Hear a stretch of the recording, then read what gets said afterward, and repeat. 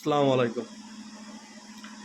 জামায়াতের আমির বলছে অধিকাংশ দল পিআর পদ্ধতি চায়, কিন্তু বিএনপি পিআর পদ্ধতি চায় না।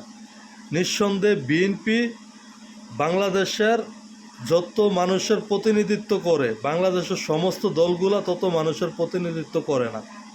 তো বিএনপি যদি বলে পিআর পদ্ধতি চায় না, তাহলে তার সাথে আরও সমমনা দলগুলো আছে যারা যুগপৎ আন্দোলনে একসাথে ছিল, তারাও চায় না পিআর পদ্ধতি।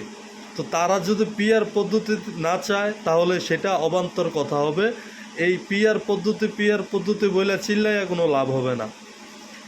বিএনপি স্পষ্ট বলছে যে আমরা এই জনগণের প্রতিনিধিত্ব করি, আমরা এই নেতাদেরকে ভোট দেব। আমার এলাকার নেতা আমি দেখব, আমার বিপদ আপদে সব কিছু আমার নেতা দেখবে।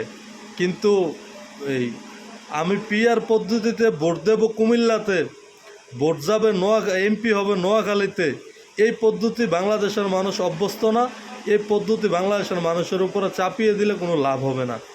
সুতরাং পিআর পদ্ধতি নিয়ে কথা না বলে কিভাবে একটা ফ্রি অ্যান্ড ফেয়ার ইলেকশন করা যায় সেদিকে সবার মনোযোগ দেওয়া উচিত। বিএনপি অবশ্যই জানে যে রাষ্ট্রের কোন জিনিসগুলো ভালো, কোন জিনিসগুলো খারাপ। পিআর পদ্ধতি শুরু হলে বাংলাদেশে একটা গৃহযুদ্ধের দিকে যাবে।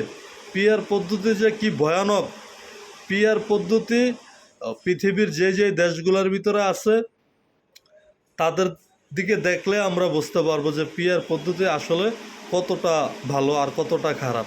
সুতরাং আমরা বাংলাদেশের মানুষ এটা তো অভ্যস্ত না, আমরা পিআর পদ্ধতি মানি না। ধন্যবাদ।